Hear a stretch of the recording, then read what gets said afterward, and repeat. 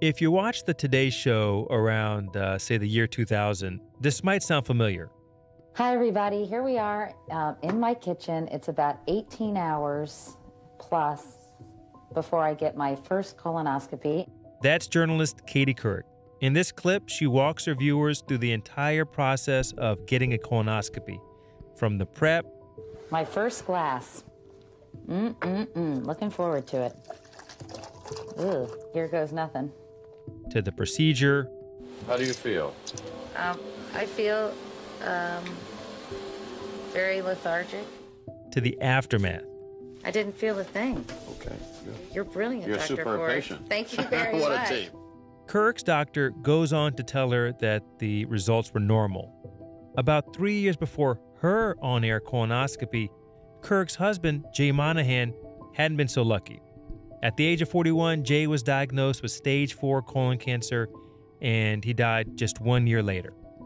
An estimated 150,000 people in the United States will be diagnosed with colorectal cancer this year, according to the American Cancer Society. Though colonoscopies are incredibly safe and effective, they aren't all that comfortable. A long, thin camera is inserted into a place where cameras don't usually go to detect changes or abnormalities in the colon. And the preparation isn't so fun either, because it involves changing your diet for a few days and then drinking a laxative to clear out your colon. Because of what happened to her husband, Couric wanted to ease people's anxiety about getting a colonoscopy and show her audience it was no big deal and that they should get one too. This is why you need to get tested, because catching those growths before they turn into full-blown cancer is what it's all about. So make an appointment and make sure you go to someone who's experienced. Her intentions were good, but did Couric's message work? From the Freakonomics Radio Network, this is Freakonomics MD.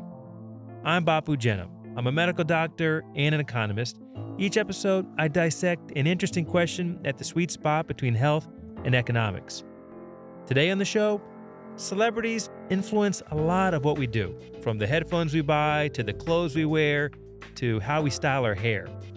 But do they influence higher stakes decisions about our health? And if so, what happens when their message conflicts with medical opinion?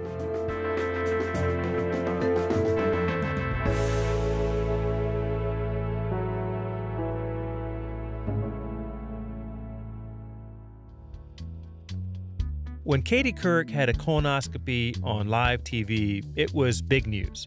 No one had done or seen anything like that before. It caught the attention of this researcher too. I'm Peter Cram, and I'm a professor and the chair of the Department of Internal Medicine here at the University of Texas Medical Branch in Galveston, Texas. Peter didn't happen to catch Couric's colon cancer screening live. When he heard about it, though, he and his colleagues had some questions. We jumped on this and said, is there a way to try and find some data to see whether this had any impact? As any doctor knows, it can be really hard to get people to change their behavior. This is an eternal struggle. Lose weight, exercise more, eat healthy, all those New Year's resolutions, get your mammogram, take your cholesterol-lowering medication. Still, Peter suspected that Couric's on-air screening would have some effect on the population. In the year 2000, the Today Show had around 6 to 7 million daily viewers. He and his team looked at a database of 95,000 colonoscopies, focusing on the time period before and after Couric's screening. And by comparing that, we could get an idea about whether those physicians were doing more colonoscopies, whether they were busier after Katie Couric's on-air colonoscopy. So what we found was about a 20% increase in the number of colonoscopies that these physicians were performing. And that's important and it's significant. We know how hard it is to get people to change behavior. So to find that Katie Couric goes on TV, has a colonoscopy, and it has an impact, sort of makes you rethink how much we as physicians can do, or who do people really listen to? Maybe not their doctor. Peter noticed something else in the data. The other part, though, that's also really sort of cool is that We also found that the percent of colonoscopies being performed on women increased. So more women were getting colonoscopies after. And then here's where it gets sort of funky, is that the average age actually decreased. So there was a tendency towards more women and younger patients getting colonoscopies. And that gets into this tricky issue of unintended consequences, or perhaps are the right people getting screened? So it's good news, but a little bit of sort of cautionary tale too, perhaps. It seems like Katie Couric increased screening rates, but it was in maybe some high-risk people, but also a lot of low-risk people. The celebrity message needs to get the right people to get screened, not the wrong people. When Couric had her first colonoscopy, the one she had on air, she was just 43 years old. At the time, colon cancer screening was recommended for adults starting at age 50 and for younger adults in some high-risk circumstances. Recently, the general screening age has been lowered to 45. But why 45? Why not start screening at age 44? It always is about the costs and the benefits. And the younger you are, the less likely you are to have colon polyps or adenomas. Those are precancerous lesions on your colonoscopy. But you still are going to have a risk of a complication from that colonoscopy. It's small. Colonoscopies are extremely safe, but there's always some risk. And then in addition, there's this cost issue. So the younger you are, you're going to incur the same cost, and there is a lower opportunity for benefit because when you're younger, your probability of having any adenomas or preventing a colon cancer is much lower. So it's really all about trade-offs. This is especially challenging when you're screening for diseases like cancer, since they run the risk of identifying other conditions that may never affect your health, which some doctors call pseudodisease. Slightly abnormal prostate cancer labs or slightly abnormal mammograms, they can lead to lots of anxiety and sometimes unnecessary medical procedures like biopsies.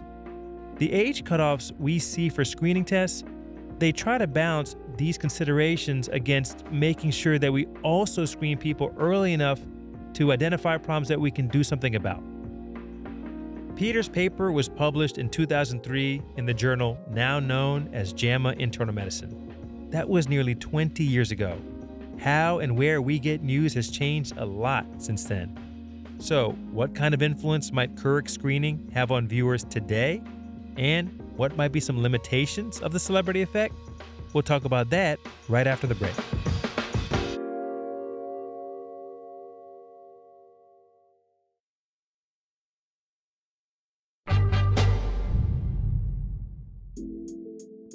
Now, more than ever, there are tons of places to get medical information. Some might say too many. Friends and family can be important influences in patients' healthcare decision-making, and then, of course, the physician as well. Increasingly, the internet is playing a role in patients getting their health information. In the social media age, the speed at which information can be delivered and the audience that information can reach has only been amplified. That's Sunitha Desai. I'm an assistant professor in the Department of Population Health at NYU's School of Medicine. Sunitha researches how patients make medical decisions. And as she said, people make their healthcare choices with information from all sorts of places, not just their doctor, but from their family and friends, and from the internet and social media too. Celebrities, of course, play a role in that. Katie Couric isn't the only celebrity to raise awareness for a disease. We see this all the time, actually. Sunitha and I worked on a paper that looked at another example of how a celebrity's messaging could affect preventive care. In May of 2013, Angelina Jolie published an editorial in the New York Times. It was called My Medical Choice. In this editorial, Jolie announced that she had tested positive for the BRCA genetic mutation. Women who have the BRCA mutation have a significantly elevated risk of developing breast cancer and ovarian cancer.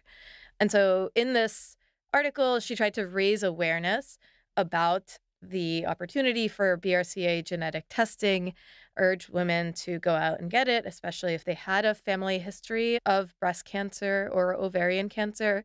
Jolie's mother died from breast cancer at the age of 56 after a decade-long struggle with the disease.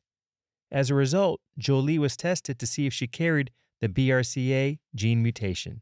The BRCA genetic test is a blood test, and it's expensive. It runs at about $3,000 per test. Her test showed that Jolie had about an 87% risk of developing breast cancer and a 50% chance of being diagnosed with ovarian cancer. That's even higher than normal for someone with the BRCA gene mutation. The test to detect this mutation is expensive for most people, but in Jolie's case, it paid off. Then she took another big step. She also announced her decision to get a preventive bilateral mastectomy, and this would significantly reduce or eliminate the risk of her developing breast cancer. In the editorial explaining her decision, Jolie wrote, "I wanted to write this to tell other women that the decision to have a mastectomy was not easy. But it is one I am very happy that I made. My chances of developing breast cancer have dropped from 87% to under 5%. I can tell my children that they don't need to fear they will lose me to breast cancer." This article did generate a lot of attention. It was one of the most viewed articles in the New York Times that year. And, up to that point, certainly one of the most viewed health-related articles in the social media age. Sunitha and I had an idea. We know that public figures have a lot of reach and influence, but we really wanted to understand whether the experience or announcement by a public figure about healthcare would actually impact people's decision-making about their healthcare. We collected data on about 9.5 million privately insured women across the country. Then we looked at rates of BRCA gene testing before the article came out and after. We saw a pretty substantial and immediate effect on genetic testing rates following the publication of the article. So just to put some numbers on this, in the 15 business days before the article, the testing rates were 0.71 tests per 100,000 women. And following the article, in the 15 days after, testing rates increased to 1.13 tests per 100,000 women. So in other words, Jolie's article led to a 64% increase in the likelihood of a woman getting the BRCA genetic test. I was surprised by the magnitude and just the immediacy of it, that, in basically 2 weeks after, we are seeing such a large jump. There are a couple of caveats I should mention. First, we weren't able to look at the results of these tests, so we don't know if the increased testing actually identified more high-risk women who had the mutation. But more on that later. Also, while we had a really large sample size, we only looked at women with private insurance. Our work did show that there was still a big cost with all of this testing. We did some back-of-the-envelope calculations and estimated that the article was associated with 4,500 additional tests being performed in our population, which translates to $13.5 million in additional expenditures from the genetic testing. And these increases were also sustained through the rest of the year as well. So this wasn't just a short-term 15-day effect. Even though this blood test is expensive, it isn't invasive. So you can easily argue that the benefits of BRCA mutation testing for some women outweigh the cost, especially if they can afford it and if they have a family history of breast or ovarian cancer. But BRCA mutations are pretty rare. When Jolie wrote the article, she reached a lot of people, the large majority of whom did not have to worry about the problem. About 1 in 400 people have a BRCA mutation. When we have very low incidence of some underlying condition, as we do with the BRCA mutation, we really want to try to target screening to those that are at higher risk, especially given that screening is so expensive. Not to mention, most experts aren't calling for universal BRCA mutation testing. There are some researchers at UCLA that estimated that if we were to screen every woman in the country, that would cost $400 billion. And again, given the low rates of this mutation, that would translate to $1 to $2 million to detect any single carrier. There was more to our analysis. The second question we wanted to answer was whether this article also led to increases in mastectomy rates. Remember, we didn't have information on whether women who got tested for the BRCA mutation actually had the mutation. But using the same data, we were able to look at mastectomy rates over a long period of time. We reasoned that if BRCA tests were positive in the women who decided to get tested because of Jolie's op-ed, we would see higher mastectomy rates down the road. We did not find evidence that the article resulted in increases in mastectomy rates. And in fact, among women who had had the BRCA genetic test, we actually saw a small decrease in the rates of mastectomies from 10% of women who had the BRCA test getting mastectomies before the article to 7% mastectomy rates following the article. And so the article didn't necessarily target the high-risk women. To put it another way, instead of targeting women who are at high risk of having the BRCA mutation, Jolie's op-ed seemed to have encouraged more testing among the worried well. While it's amazing that celebrities may be able to reach so many people and influence their healthcare choices, this work shows that there seems to be an inflection point.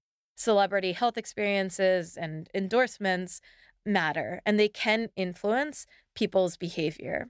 And public figure announcements, can be a tool. They're a pretty low cost and effective means to raise awareness about a test like this or some other service or health message that needs to be delivered. However, our findings related to the mastectomy rates suggest there's a little bit more nuance here, especially in terms of targeting. These types of messages might not target the subpopulations that need to be targeted. The COVID-19 pandemic has presented an opportunity to learn in real time about the effects high-profile people can have on spreading health information for good and for not so good. With the COVID vaccine, there are celebrities on both sides, right? There are celebrities who seem to be very publicly anti-vaccine, as well as those who are promoting vaccines. Let's take the example of podcaster Joe Rogan. He hosts a show called The Joe Rogan Experience. His comments about COVID-19 have been controversial, like his view that young, healthy people don't need to be vaccinated. When Rogan had COVID last summer, he took the drug ivermectin, which is not an effective COVID treatment. And then, a couple of months ago, he had a doctor on his show who spread misinformation about the COVID-19 vaccine. Rogan apologized, sort of, but he also defended his actions. I will do my best to try to balance out these more controversial viewpoints. I'm not a doctor, I'm not a scientist. I'm just a person who sits down and talks to people and has conversations with them. Let me just say, there are controversial questions when it comes to COVID-19, things that we should be debating, areas where the science isn't fully clear, but where trade-offs are certain, like whether to mask 2-year-olds. But there are also areas where the science isn't really in dispute, and in those cases, a guy with one of the most popular podcasts in the country should probably strive to be right. He speaks directly to 11 million listeners each week, which begs another question. How should we be thinking about healthcare advice from celebrities in the first place? Here again is Dr. Peter Cram from the University of Texas Medical Branch. Charles Barkley, the basketball player, would say, I am not a role model. I'm a basketball player. Social media has spread and everybody now has a platform. I tell people, I don't talk about COVID. I'm not a COVID researcher. I'm going to stay in my lane here. And, the gastroenterologists know colon cancer screening really well. The primary care physicians know colon cancer screening really well. I think that it really does behoove us as individuals to think about who are we getting our advice from. All this is to say, Peter isn't totally hopeless about harnessing the power of celebrities. I could envision a world where celebrities could significantly help public health in numerous areas, be it screening, be it taking your blood pressure medication, controlling your diabetes. If the celebrity were carefully delivering a scripted message developed in concert with healthcare professionals, it could be extremely powerful. And in some cases, celebrities have been a cause for good, where celebrities have reached out to certain communities to say, if you're worried about getting vaccinated against COVID, well, I've been vaccinated, and I am of the same political, racial, ethnic, gender group that you are. And I think that when that's done right, it can be a tremendous force for good. In April 2017, the rapper Logic released a song called 1-800-273-8255. That's the number of the U.S. National Suicide Prevention Lifeline. The song is about a person thinking about suicide who eventually gets help. I've been on the low, I've been taking my time. I feel like I'm out of my mind. It feels like my life ain't mine. I want you to be alive. I want you to be alive. You don't gotta die today. You don't gotta die. I want you to be alive. It ended up being a hit, and the music video racked up hundreds of millions of views on YouTube. Researchers from around the world wanted to know if this song had any effect on the suicide rate in the U.S.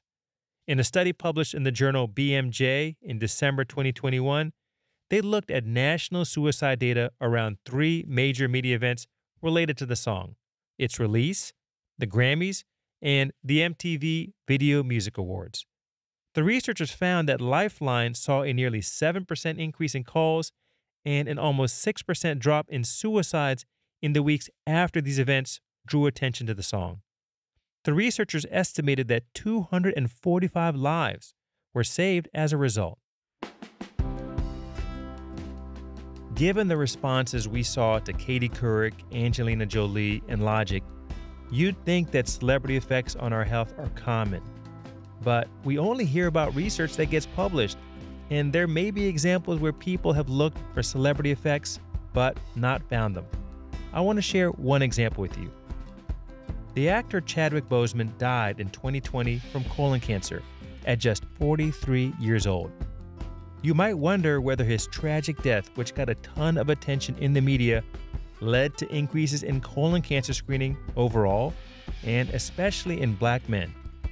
Well, I've actually been able to look at this because of you. A few weeks ago, I got 2 emails from listeners. One, a colleague of mine, Max Jordan Nguimeni Tiako, who suggested this idea, and the second from a company called Truveta, an organization of large health systems in the U.S. that have partnered to share clinical data to accelerate research. With these data, we were able to see if there were any increases in colonoscopies after Boseman's death, and there were not, even among Black men, who we thought might have been more likely to respond to his death. I wanted to mention this study because when it comes to research, we rarely know what we don't know. Couric's impact on colonoscopies, especially in younger women, was clear. Why didn't Boseman's death have the same impact? In the end, what Couric, Jolie, and others have done is brave. Their stories have probably resonated with people more than numbers or data points, and maybe more than a conversation with a doctor. So if there's a way to bottle up that messaging power and make sure the most high-risk patients hear appropriate information, I say let's do it. And if there's a way to make sure that lower-risk patients don't undergo tests that they don't need, I think we have to try to do that too. because even if celebrities don't think people should listen to them, many still do. Coming up next week, can we make dying less hard? The vast majority are wondering, why was that not offered sooner? And what stands in the way? If I gave you the job of walking into a room and telling someone that it looks like their life is coming to a close, it's not a topic that you want to bring up. That's next week on Freakonomics MD. If you'd like, send me your thoughts about this episode or any episode really at bapu@freakonomics.com. Thanks for listening. Freakonomics MD is part of the Freakonomics Radio Network, which also includes Freakonomics Radio, No Stupid Questions, and People I Mostly Admire. All our shows are produced by Stitcher and Renbud Radio. You can find us on Twitter and Instagram at Dr. Bapu Pod. This episode was produced by Mary DeDuke and mixed by Eleanor Osborne. Our senior producer is Julie Canfer. Our staff also includes Allison Craiglow, Greg Rippin, Gabriel Roth, Rebecca Lee Douglas, Morgan Levy, Zach Lipinski, Ryan Kelly, Jasmine Klinger, Emma Terrell, Lyric Bowditch, Jacob Clementi, Alina Coleman, and Stephen Dubner. Our music was composed by Luis Guerra. To find a transcript, links to research, and a newsletter sign-up, go to Freakonomics.com. If you like this show or any other show in the Freakonomics Radio Network, please recommend it to your family and friends. That's the best way to support the podcasts you love. As always, thanks for listening.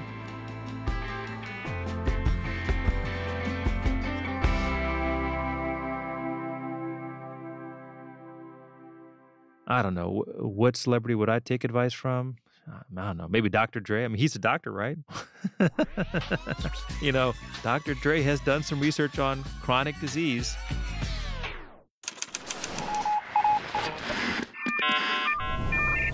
The Freakonomics Radio Network, the hidden side of everything. Stitcher.